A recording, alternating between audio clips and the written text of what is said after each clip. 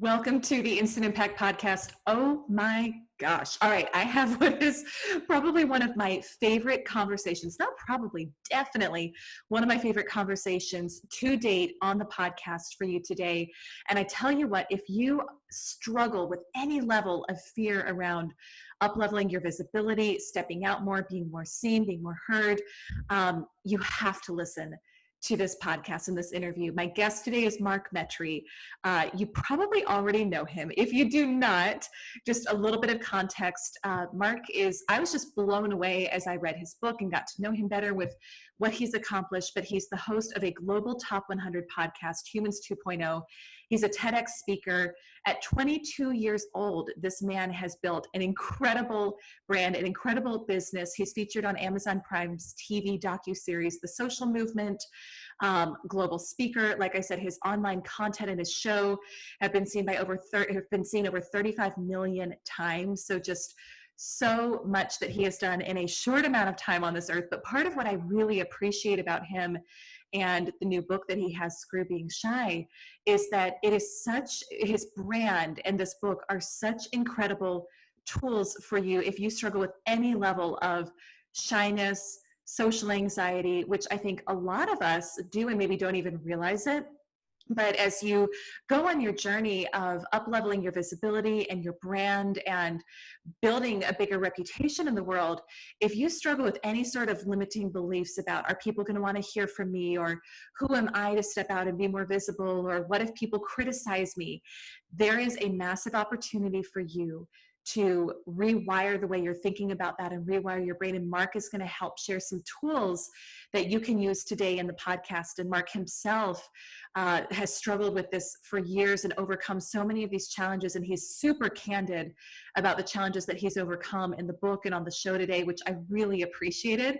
I think part of what you can learn from Mark as well is how to really transparently share your own journey in a way that helps other people and empowers other people. So I learned so much from Mark in the conversation. I can't wait to share this with you today, and I know that you're going to get so much out of it too. So with that, let's tune in and let's get ready to learn from our guest, the one and only Mark Metry.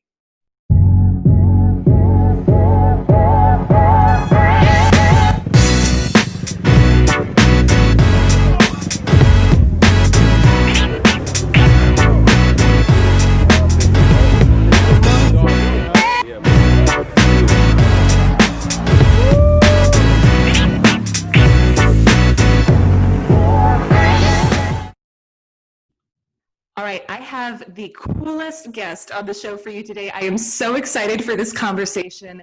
And for any of you who are up-leveling your visibility and your brand, and at the same time, maybe simultaneously struggling with shyness or fear of visibility or fear of putting yourself out there, I think this is going to be such a powerful conversation for you. So my guest today is none other than Mark Metry. Mark, thank you so much for joining us on the podcast. I'm just thrilled that you're here.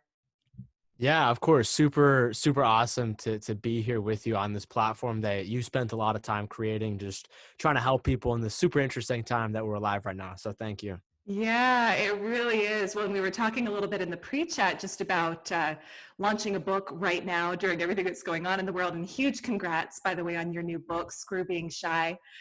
Really, really exciting. And I think it's a super relevant conversation for everything that's going on in the world right now too. Yeah, and ultimately for me, it's just like, trust me, I have a lot of problems, but for me, when I kind of look at my past and sort of like the cards that I was sort of dealt, I view social anxiety, shyness as probably like one of the biggest inhibitors, like one of the biggest locks on my potential. And a lot of people see, what I'm doing today at a young age. And the reality is I wouldn't be able to do any of this if I was still super shy, if I had still super severe social anxiety. And on a mental health side, it is pretty significant. And personally for me, it led me down the road of obesity, depression, even suicide, a lot of different things. And so I'm like, I gotta write this book. I gotta put it out there as soon as possible because it's so needed out there. So I Yeah. appreciate it. Oh, absolutely. Well, and that was one of the things that stood out to me most, just while I've been reading your book, was your openness and your candor and your transparency about your own personal struggles, which I really appreciated because I've always thought of myself as a pretty open person about stuff like that. But you've inspired me to take it to a whole nother level and just really be, I think, Nice. when I think about how you sharing your story helped me understand myself better, it made me think, okay, I need to do a better job even of being transparent about the things that I've struggled with or I'm currently struggling with. So, I know a lot of my listeners probably listen to your podcast already. Many of them have probably already gotten the book, but for anyone who's not familiar with your backstory, can you take us through kind of your own personal backstory and struggles with the shyness and social anxiety and what inspired you to be at the point you are now where you're helping people overcome this and you've written this book to do so? Yeah, absolutely. So, for me, my parents immigrated to America from Egypt a year before I was born. They came to this country with like $200 in their pocket and had a pretty simple, very, very basic childhood. Nothing too crazy happened. I was definitely an introvert for sure. I definitely had friends. I definitely, had like a small group of friends. Everything was great. For me, the time when I looked at a lot of things changed was we ended up moving from kind of like the inner city to a much more rural, small town area in Western Massachusetts. And this town had like 5,000 people in it. And the really interesting part about this town was there was almost zero racial diversity. Everybody there looked the same. And so I kind of come in and I look different than everyone else. And also this is post 9/11 in America. And so, I definitely had my fair share of a lot of racism, abuse, facing that stuff. I also had some physical health issues too that are pretty common today in America with a lot of kids I see, from asthma to ADD to gastrointestinal issues. And while these issues were sort of happening, it's so interesting to look back at now because while it's happening, you don't realize it and you just kind of slip in. But I remember I just ended up building like this mentality in my head of the world hates me. Whenever I would walk into a classroom or any kind of room, I would just immediately look down, sit in the back of the classroom, just sort of try to survive, quote unquote. And and it's super interesting because the really interesting part about social anxiety is that um, a lot of people confuse this term with being an introvert or being shy. And the really interesting part is when you look at the psychology definition of what it means to be an introvert is just someone who the way that their brain functions is they focus more on the internal world, their ideas, beliefs, thoughts, they're more introspective. And it's totally normal to be shy every once in a while. If you walk into a new situation, you're around people you've never met before, it's totally okay to have that shyness. But with social anxiety is not something that sort of happens randomly to you. It is usually a very cause and effect thing that has to do with some sort of a psychologically traumatizing event in your life where you are deemed sort of as an outcast, you don't fit in, you're very lonely. And the really interesting part about this is this sort of seems like a very not so serious, kind of a harmless problem to someone looking at it from the outside of like, oh, so what? You're just a little bit shy. Just be more confident. Just speak up. And the reality is that just doesn't work. I mean, social anxiety, when you actually look at it, it is this product of your nervous system being in a feedback loop with your body, where even if you want to talk to people, your body does not let you. Mhm. And so when I was kind of looking at this and I was like about to write this book, I realized that a lot of what society says is like that person who is sitting alone in the cafeteria or at office or doing whatever alone is doing so because he or she is an introvert or they're just a quiet kid or they're shy. And that may definitely be the case, but a lot of those people are doing so not out of their free will, but because their nervous system is telling them that they can never talk to people and they shouldn't. And every time that they try to talk to people, they feel like they're about to get judged or mocked, which, I talk about studies in my book that show, emotional pain is equivalent to physical pain in your body. It's like literally the same exact thing. And the really, really interesting part about this too, that just kind of made me pull the trigger on writing this book and just telling my story more honestly out there, is when you actually look at the data, social anxiety is the most common form of anxiety in America. And on top of that, out of all the anxiety disorders, it is the most correlated with substance abuse and social isolation, Hmm. both of which where I almost kind of fell into. And both substance abuse and social isolation are correlated with higher rates of suicide, where I almost fell into as well. And so when I was kind of taking a look at this problem, I was like, oh my God, like nobody's talking about this. And when you look at sort of the mainstream societal solutions for this, it's usually like go to a therapist or a doctor, or if it gets really bad, call the suicide hotline. And those are all fine solutions. But the reality is, it's hard enough for the average person to talk about their own mental health struggles, let alone someone who has social anxiety. For someone who has social anxiety and they try to talk about these things, it's like 10,000 times worse. And unfortunately, a lot of these people end up killing themselves, slipping into drugs, alcohol to shift their state of mind so that they can go to networking events and parties and try to be themselves before their nervous system locks down again. Or they go in the other direction of not really having any friends, not having deep relationships. When it comes to their careers, they're probably not going to be speaking up at meetings or doing what they want to do in fear of that. And so I actually view social anxiety as like this meta problem that affects many different layers of our world. And the reality is it's so common, but yet it is an invisible problem. And so for me, when I was about 18 years old, I actually found out that I had social anxiety. Previously, up to that point, I had no idea I had social anxiety. I just thought that there was just something wrong with me. I was just born broken. I was just never going to amount to anything in my life. And when that happened, I actually tried to tackle my social anxiety. I tried to like look up on the internet, like, how do I be more confident? How do I, be more social? And I tried a lot of those tactics. And the reality is they actually made me way more stressed. They actually made the problem worse. And that's because I wasn't tackling the sort of root cause. And I kind of saw myself when I was 18 fall into an even darker spot of my life where sort of my lifelong social anxiety transformed into social isolation. I just didn't want to see anybody, my family, friends, nobody. I began to develop pretty serious depression for the first time in my life. I became obese. I was using food as a way to deal with my emotions and things like alcohol and drugs. And then I even became like suicidal.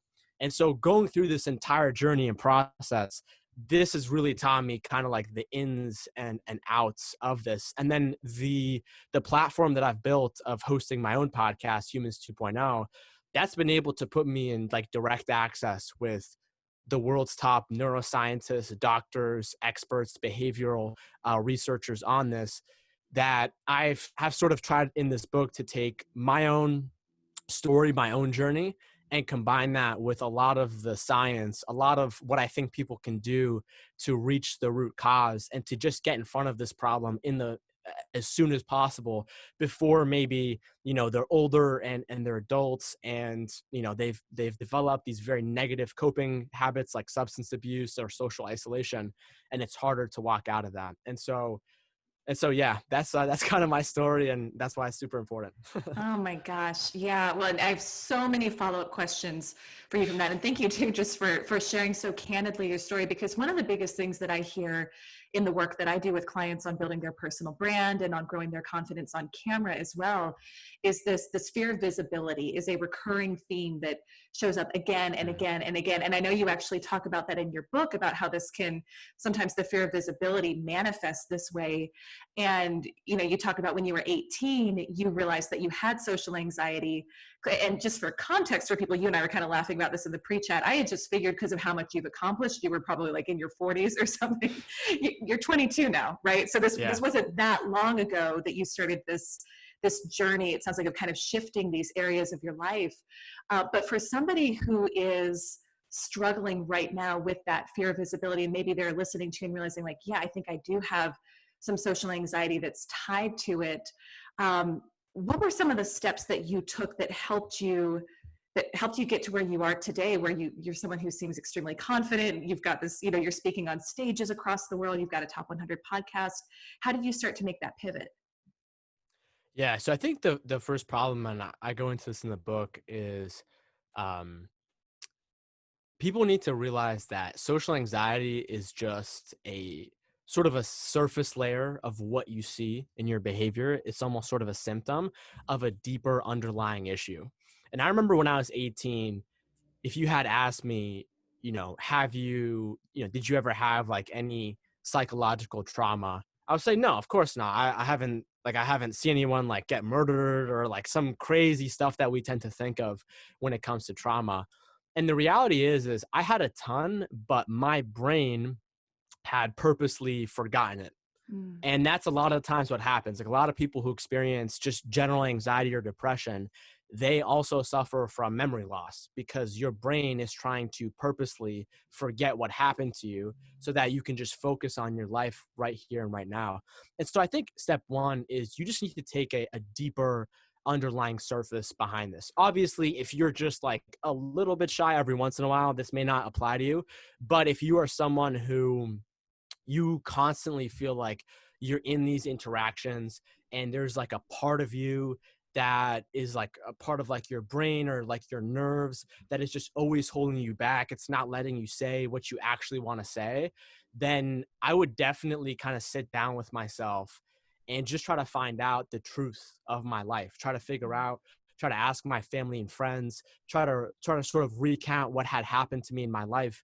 And, a critical piece of this is just understanding that most of our nervous system on the back end gets formed when we are kids. Like that's just science. And so a lot of the different patterns, the emotional patterns that we've had, different reactions, a lot of it has to do with when we're kids. And this applies whether you're in your 20s, 30s, 40s, 50s. This is how sort of the human engine kind of runs. And so, in the book, I walk through people different exercises on how they can begin to find out that truth. And one of them that I talk about is this whole concept behind pain. And what I mean by that is, I remember when I was younger, whenever I would feel like I was in a spot where life sucked and I was in pain, and a lot of us, you always try to go and you do something about it, right? For me, a lot of that was just sitting inside and my brain coming up with stories on how terrible I am. A lot of it was just like playing video games, mindlessly like watching TV. For me, a big one was food, using food as a coping mechanism to deal with my pain. And what I mean by pain and why it's so important is pain is what prevents us from reaching the truth about ourselves, especially if we have been running away from that truth for so long. It's going to be very painful to actually find out who we are. And I remember when I was kind of talking about these ideas, a lot of people would tell me, well, you know what, I'm not really in that much pain, and a lot of these people would also say like, you know what, I'm actually not that motivated to do anything about it either. And when you actually look behind the surface, a lot of this has to do with a negative coping mechanism that someone is dealing to manage their pain. And the reality is when you have a vice that it enables you to escape from reality, on an unhealthy basis. I definitely think that you definitely need to, especially now, you definitely need to escape from life every once in a while through some sort of a healthy coping mechanism that doesn't destroy your health. But what I tell people is like, if you remove your vices for 48 hours or for a week, you're going to realize very quickly the real primal pain, I guess, of what it's like to be a human.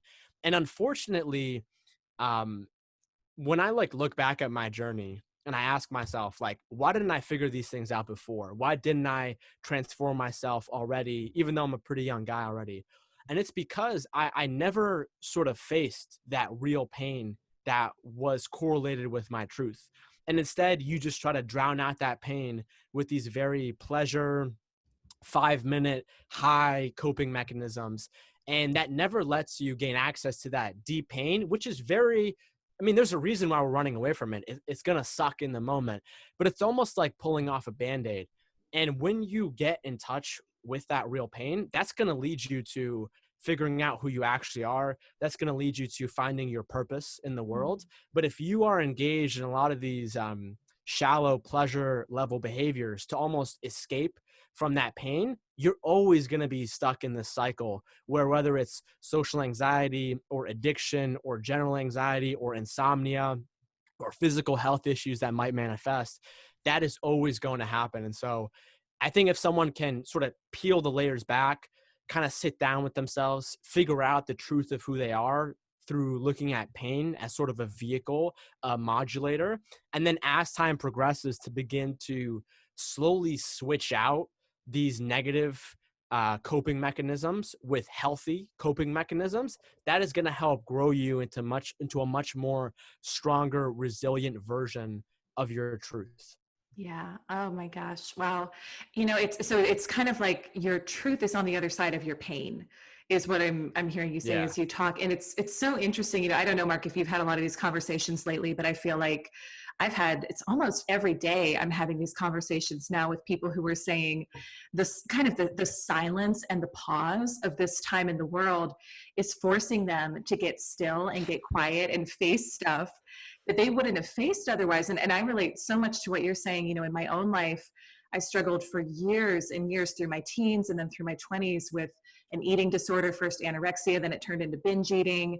And it was like I was stuffing down this pain that had to do with stuff that went on in my childhood and being very sensitive and like picking up on stuff and feeling stuff that was going on in our household that maybe no one was talking about.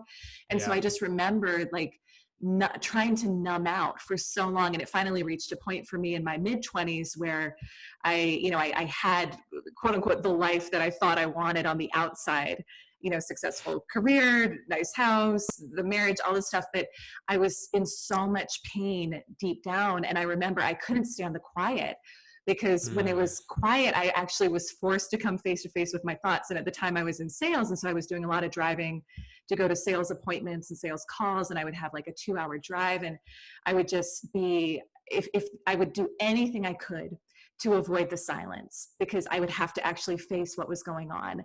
And so I avoided it for a long time. But once I finally, I don't know if this is your experience. For me, it was like I finally got to the point where there was so much pain that I had to face it and I just had to deal with it. And it took about a year of just dealing with it and kind of like stripping away the layers and the situations and stuff that had kind of built me into someone who I really wasn't, if that makes sense.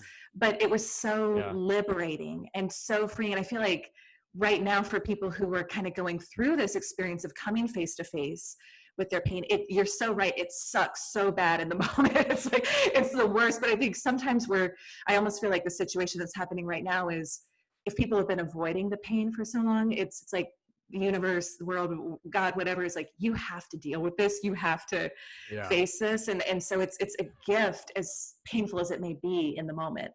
Yeah, I totally agree. And yeah, I mean, I'm still going through it too. And I think that everyone's journey never really ends. Healing is this constant process. And I know for myself personally, like, before this book came out, I was so busy hustling, putting in the overtime, and then all of a sudden things are silent, and you really begin to, process a lot of your thoughts, your emotions.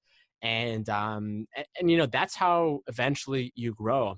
And I really liked what you said about the silence. You know, I think this Mm. quote can be a little bit blunt, but it's by this comedian named Mark Norman, and he said, I thought I loved music, but then I just found out I just really hate myself. And so I think a lot of Ooh. us are Mhm. always, always, always distracting ourselves. And I know for me, when I was growing up, um, the real time where I saw this was whenever I would try to go to sleep. Mm. Right. And so it's like you can literally distract yourself with both good and bad things throughout the day, talking to a loved one, listening to music, eating, cooking, creating something. Those are all great. But then it's like when you put your head down to fall asleep and you close your eyes, it's just you and your mind.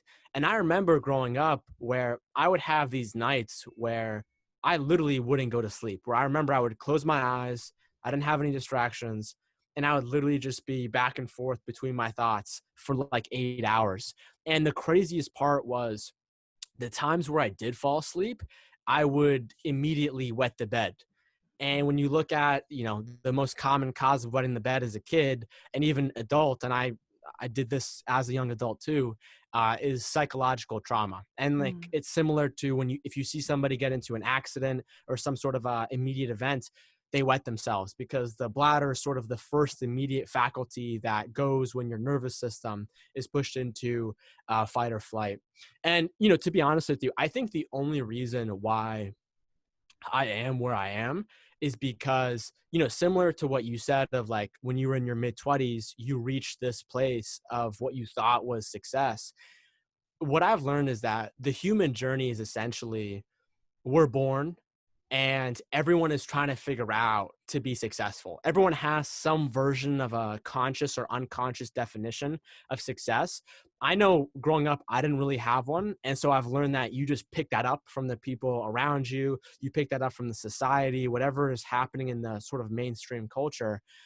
And usually what happens is you reach that definition of success and then you're like, oh crap, I didn't make this. This is not mine. And then you have to like retrace your steps and figure it out. And for me, you know, you know, my family and I, we grew up on like government housing, food Mm. stamps, never really had any money. And I got on the internet pretty young and I started to experiment with various like online ventures and businesses. And I had like a YouTube channel and this, and that. And I remember when I was about 15, one of those little ventures became successful and I started making six figures.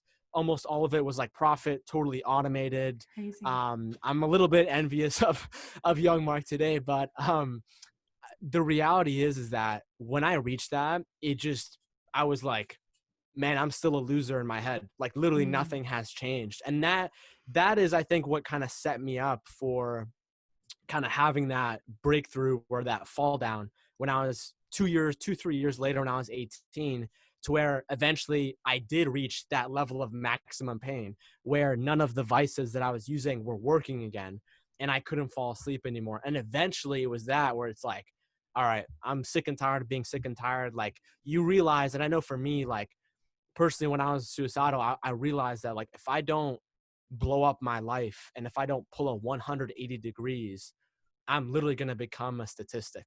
Mm. And when I just began to think about too, like the fact that my parents came to this country from Egypt where they were being persecuted because of their religion and various other opportunities, I just realized that I had an insane opportunity and an insane opportunity that a lot of people in my generation are facing. And the fact that I made it through that and now because of like exponential technology I can now scale this message, that's like the most unbelievable opportunity ever. And so that was also a part of it of like, yeah, like, you know, you never end your own journey. It's always continuing. There's always layers to peel back. But eventually, once you make it through a certain level where you're not living in fear and anxiety, then you realize that a major second half of what it means to be successful is making other people successful and helping other Mm. people. And so that's a massive part of it too. So you just answered my next question for you, because I was going to say, I'm curious now, like, what is your definition of success at this point? Because I think you're right. We do. I think it's just part of like the hero's journey or the heroine's journey that we all kind of follow this same arc. and you realize that that thing you thought was going to make you feel successful isn't really it. So what for you is success now? Yeah, it's a great question. Honestly, I've gone through many different versions of this and it's always still adapting. But at a basic level, um, I think that success is number one, self growth, like self evolution of a human being. That means your own ability to constantly upgrade your skills, your beliefs, question the narratives, your ego in your head, try to live in the truth, make other people, help other people. And then number two is being of service to other Mm, people. And so I don't think one pillar can exist without the other. You need both of them in the long term. But that for me is it. And specifically, um, I know I'm 22 and I have a long way to go. And I really just, part of my version of success is definitely talking about things like mental health, talking about a lot of these deeper elements in society, like what you were saying that were just never really talked about. Like when I was growing up, I never heard the words anxiety or mental health or depression or any of these things. And so part of it is that. And then also part of it is the fact that you know, my number one passion in life is not social anxiety. It's not shyness. But this issue is locking and limiting so many other people's potential mm, that I definitely want this to be the start of my legacy. I want 10 years from now for people to read my book and, see me at an event, hopefully one day, if those are a thing. Um, Walk up to me and say like, hey, I really struggled with social anxiety, and I kind of felt, when I read your book that for the first time I was being understood, or someone else was facing this issue as well. And I began to do some of these things, and now I have a business, I have a family, I have X, Y, and Z. And so yeah, I mean, it's definitely multi-layered, but I'm working on that one first because I mm. know that the problems of the world are very, very complex, and very intricate. But I know that at the end of the day, we are all individuals, and every individual has a brain. And if you have a brain, you have a capacity for mental health. And for me, like, what I realized is if you can help individuals change themselves, if they want to change, then, those individuals are, um, accountants, lawyers, CPAs, janitors, CEOs that might lead other people.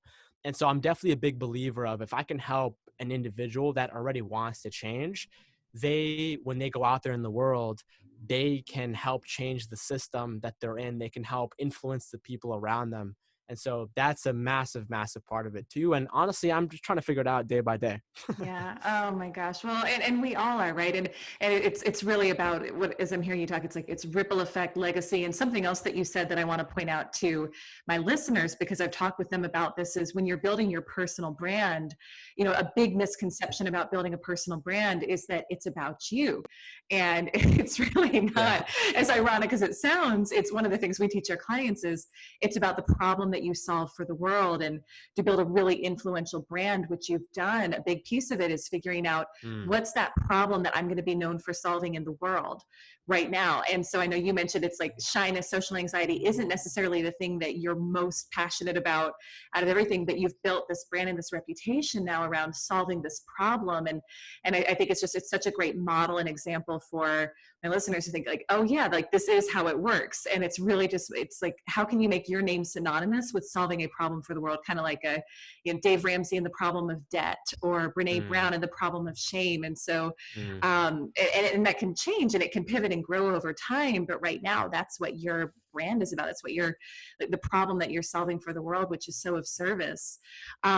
Let me ask Yeah. you this, Clay. I know I told you about 30 minutes. I feel like I have so many questions. Do you have a couple more minutes to stay on with Yeah. me so I can ask you? Okay. Yeah, of course. Thank you so much. This is so brilliant, so helpful for me. And I know for everybody listening too.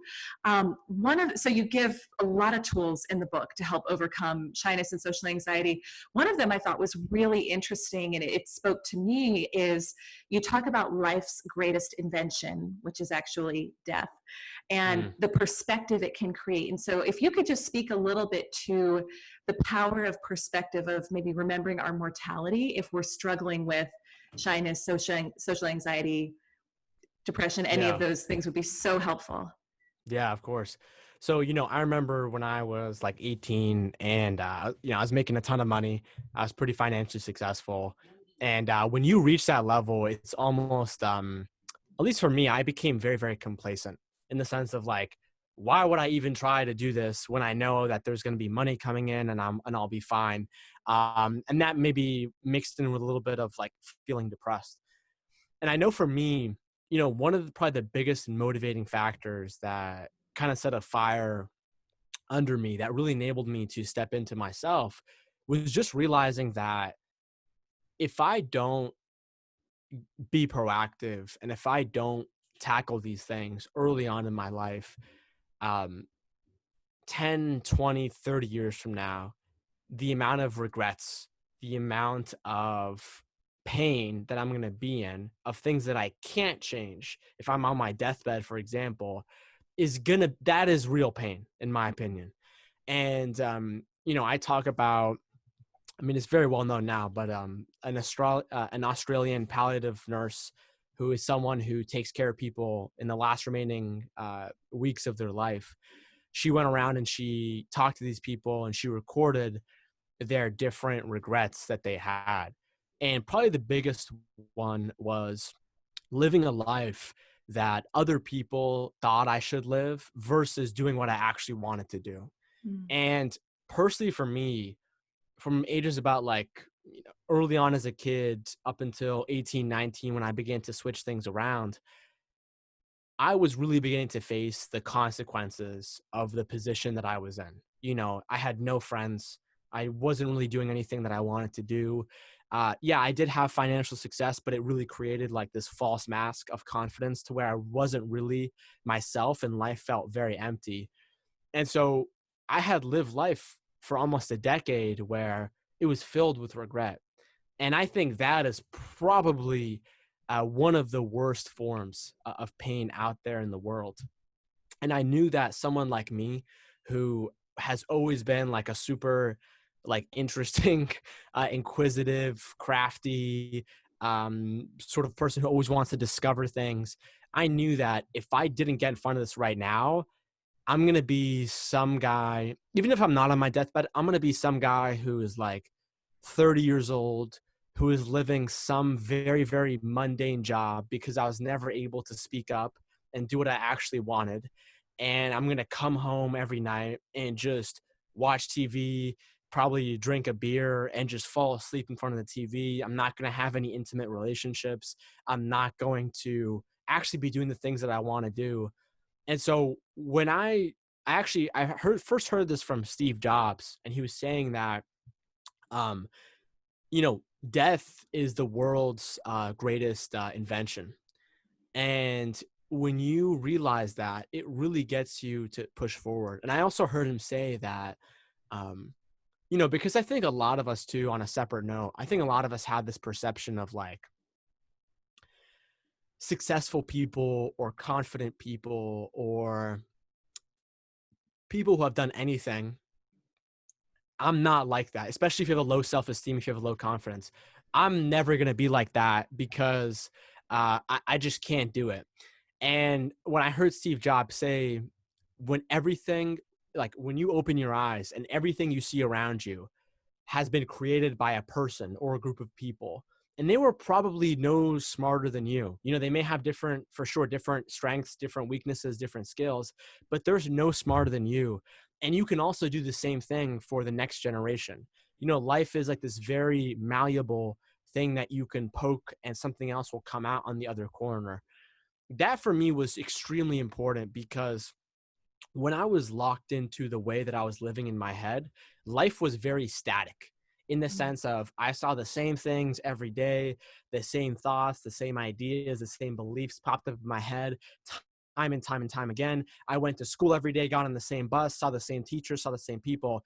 When you live life like that, it almost creates this false perception that nothing you do can change, that no matter what you do, you are stuck in like this static tunnel and nothing can change. And so when you begin to realize these things, you have death that can really motivate you to be like, hey, yeah, it's going to suck if I try to do these things now. For sure, it's going to be painful. But I would rather be able to change these things than rather get on my deathbed years later and be like, oh my God, I could have done this, and that. But um, I didn't. And I'm like about to die like in the next week. That for me is what real pain is compared to the pain of previously what we talked about of like finding your truth. And so it's kind of like this trade-off that you make in your brain of like, it's either pain now or it's either pain on my deathbed that I can never redo life. And Mm. so when you look at it from that perspective, it's like, you better live your own life because you only get one. And like literally, I could go outside today and get hit by a truck and I could die. But honestly, if I die, I'll be happy. I'm living my life in no regret mode right now. And so, you know, that is beautiful. And I remember just thinking back as a kid, like going back to what I told you of trying to fall asleep every night, I remember my brain would constantly like rerun these social interactions that had happened that day. And I was like, man, I wish I should have said this to this person. Man, I wish I could have been myself in front of this person. And so, yeah, regret is definitely a very strong form of poison that I think plagues a lot of people. I think is responsible for a lot of people trying to escape, whether it's through drugs, alcohol, food. Um, and so, yeah, death is life's greatest invention for sure. So good. Well, and one of the things you said in the book, which I thought it made me laugh a little bit, but I also thought, gosh, that's a good idea, is your phone alarms that go off reminding you that you're going to die. Yeah, Which I have it right here. oh my gosh, that's great. Because it's so easy to, I mean, I do this all day long. Like we just get so caught up in like the grind and focusing. Like Yeah, we forget. And so you inspired me. You'll maybe appreciate this. My workout routine right now it's not that intense. I'm 7 months pregnant as we record this. So like I oh go for wow, walks. So I do congratulations. my daily walks. Thank you. But this morning on our walk, I was taking the dogs and I thought, you know what? There's a graveyard it's maybe like a mile away from our house. I thought, we're going to walk by that and it's going to be such a good reminder that this is not forever. And just walking by it, it gave me that perspective of, yeah, like, if this was one of my last days, what would I want today to be about? What would I actually care about? And what would it matter to me anymore? And it's such a strong perspective shifter that just kind of like lets the natter float away, and it lets you really focus on what truly matters, why you're here, Yeah, like you're talking about being of service. So I yeah, loved that. I loved that. yeah. I love that. And I think this is like especially now a bigger problem than the past is because like we have created a very safe, prosperous society. And a lot of times we don't really have real threats that can put us in danger. Obviously, there are Mm. real threats, and I think, like for example, what's happening today with the whole COVID thing, I think that's making us realize, like, yeah, we do not live in like this sort of artificial modern bubble of like we could do whatever we want, we can do whatever we want with our bodies, so on and so forth. But there are very real world repercussions that have been happening for thousands of years. And so I think in a lot of ways what's happening today is connecting people with their death and like realizing how just fragile life is and like it can all be taken away in like literally seconds and nobody knows when. And so yeah, for me, I'm trying to seize it. I love that. I gotta do that too. I gotta walk by graveyards. You know what? As weird as it is, it was really a good perspective set for the morning. So people are Yeah. gonna be like, "This is quite a death focused podcast," but it's at the end of the day, like if we just remember that, I think it alleviates so much anxiety. At least it does for me, because you realize what matters and what doesn't. So Yeah. I so appreciate that. Let me ask you this, and then I want you to tell people where people can connect with you and where they can find your book. Um, the listeners of this show are really looking to make a greater impact in their lives, in their businesses. They want to leave their mark on the world. They want to leave a legacy. Just any final words of wisdom or advice for somebody who's kind of listening to this and saying like, yes, I feel called to make a greater impact. And maybe I'm struggling with it, but any final words of wisdom for someone who's in that place? Yeah, for sure. One thing that comes to mind is something that Jay Shetty told me. And him and I, we met up in New York City in March before this whole thing happened. Yeah. And he told me that whether it's in his business or in his relationships or in anything that he's trying to do in the external outside world, and someone on that pursuit realizes that there's some sort of a resistance, like no matter how hard they try, no matter how hard they try to change things from the outside, things don't change.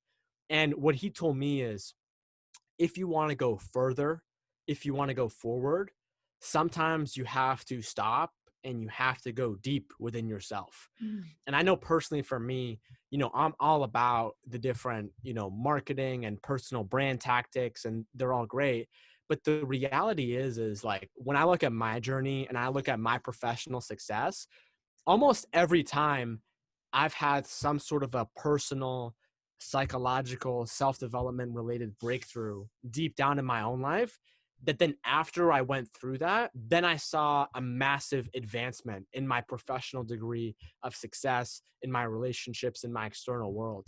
And so I definitely think part of it is you have to go on the inside. You definitely, it's an inside job. You have to go inner, because a lot of the times, like, even if you do reach some level of success and you don't have that on the inside, there's no point. It's going to feel Mhm. completely empty. I've been there like 16 different times. And the reality is if you don't have that internal peace, then it doesn't matter what's happening on the outside in both ways. Like, even if things on the outside are terrible, but you're able to go inside and deeper, things will get a little bit better. And if things on the outside are not really working out and you're able to triple down on the inside, then you combine that with learning from the right people, the right resources, tactics, and you'll see a massive change in your external world. And ideally, you try to equate both of them. You try to match your internal world to your external world, right? Like when I was first starting on my journey,